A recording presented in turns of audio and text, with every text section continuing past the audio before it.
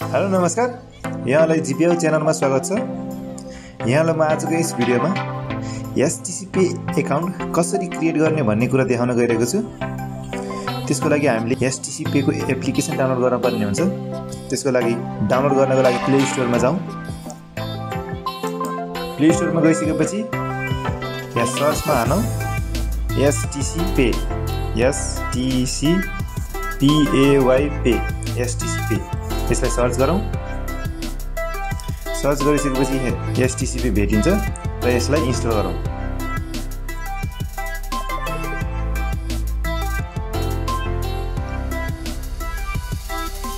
यसरी install complete भयो र यहीँबाट ओपन गरे पनि हुन्छ, अथवा मैले यसलाई ब्याक गरेँ। ब्याक गरेर जाउँ त यता। यसमा छ हाम्रो एसटीसी पे। यसलाई खोलौँ। यसलाई खोलिसकेपछि यसमा यो हामीले चाहिँदैन, यसलाई स्किप गर्ने।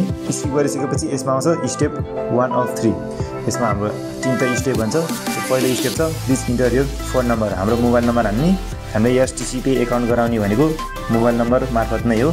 त्यसरी हाम्रो मोबाइल नम्बर हानौँ र मोबाइल नम्बर हानिसकेपछि कन्टिन्यू गर्ने।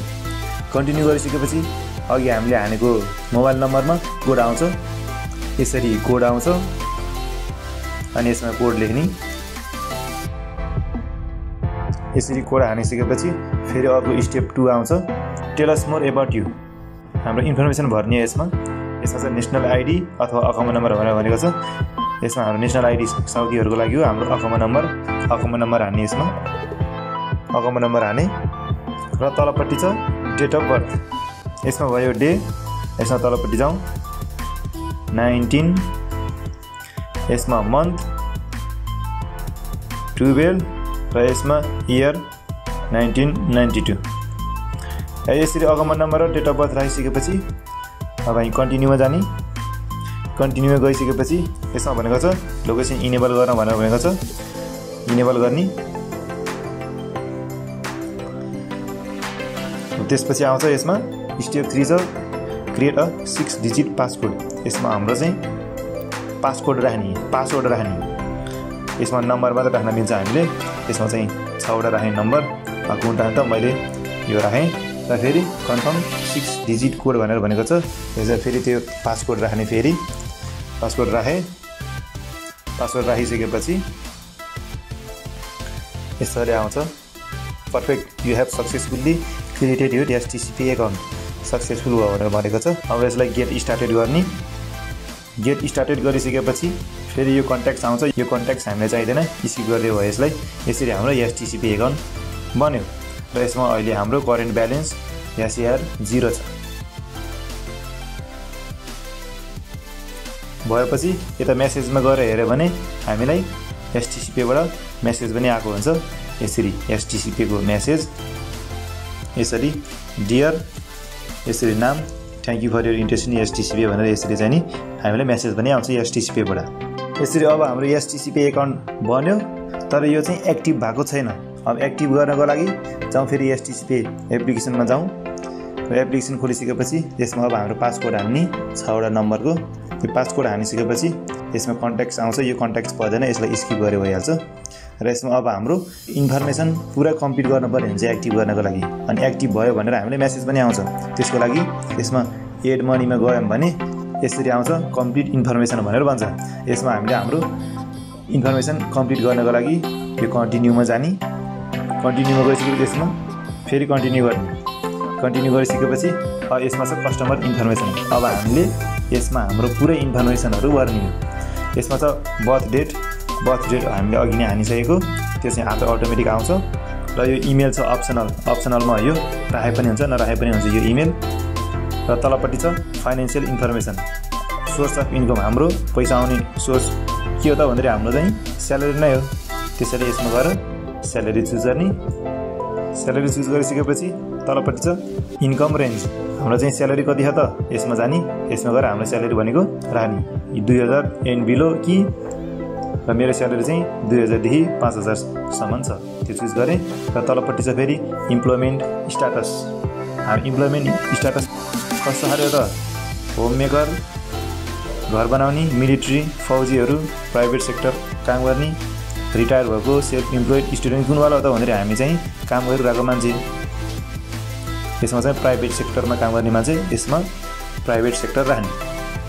अब तलपट्टि छ इम्प्लोयर नेम, कम्पनीको नाम, यसमा कम्पनीको नाम राख्ने। मैले मेरो कम्पनीको नाम राखेँ।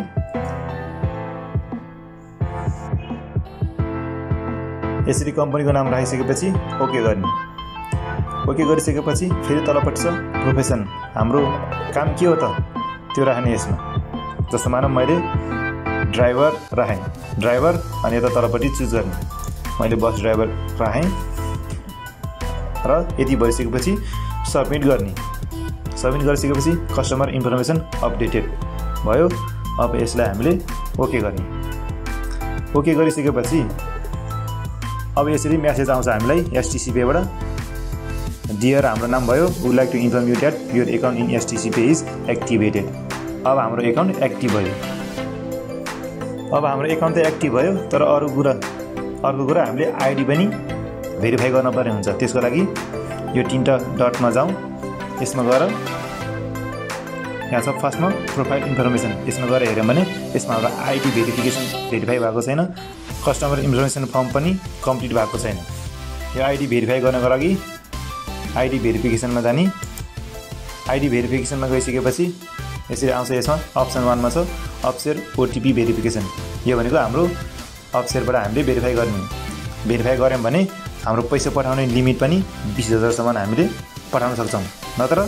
तर अहिले हामीले हेऱ्यौँ भने यता तलपट्टि यो म्याक्सिमम लिमिट 2000 छ। अहिले हामीले आइडी भेरिफाई नगरिकन हामीले पठाउन पर्यो भने हामीले महिनामा 2000 सम्म मात्र पैसा पठाउन मिल्छ, त्योभन्दा बढी पठाउन मिल्दैन। तर हामीले हाम्रो आइडी भेरिफाई गऱ्यौँ भने हामीले महिनामा 20,000 साउदी रियालसम्म हामीले पठाउन सक्छौँ।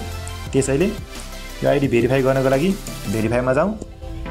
भेरिफाईमा गइसकेपछि यसमा आउँछ अफसेयर भेरिफिकेसन र यसमा यहाँ तलपट्टि भएको कन्टिन्यूमा जाने।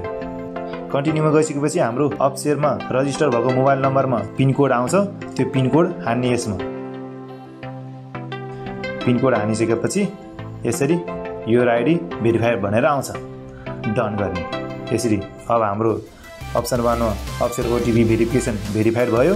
अब यसमा हाम्रो यसमा 2000 थियो, अहिले यो म्याक्सिमम लिमिट 20,000 साउदी रियल आयो। अब यसरी यसलाई ब्याक गरेर हेऱ्यो भने आइडी भेरिफिकेसनमा भेरिफाइड, कस्टमर इन्फर्मेसन फर्ममा कम्प्लिटेड भयो। अघि रातोमा प्लिज भेरिफाई भनिहालेको थियो दुईटामा। यसरी हाम्रो आइडी पनि भेरिफिकेसन भयो र कस्टमर इन्फर्मेसन फर्म पनि कम्प्लिट भयो। यसरी हामीले एसटीसी पे को एकाउन्ट क्रिएट गरेर आइडी भेरिफाई गर्न सक्छौँ। भिडियोको अन्त्यसम्म हेरिदिनु भएको तपाईलाई धेरै धेरै धन्यवाद। मैले यस्तै खाली इन्फर्मेसन खाली भिडियोहरू बनाउने गर्दछु र यदि तपाईले यस्तै इन्फर्मेसन खाली भिडियोहरू हेर्न चाहनुहुन्छ भने कृपया तपाईले जिफेओ च्यानललाई सब्स्क्राइब गर्नुभएको छैन भने सब्स्क्राइब गरिदिनु होला र त्यसैको साइडमा भएको बेल बटन पनि थिच्न नभुल्नुहोला। धन्यवाद।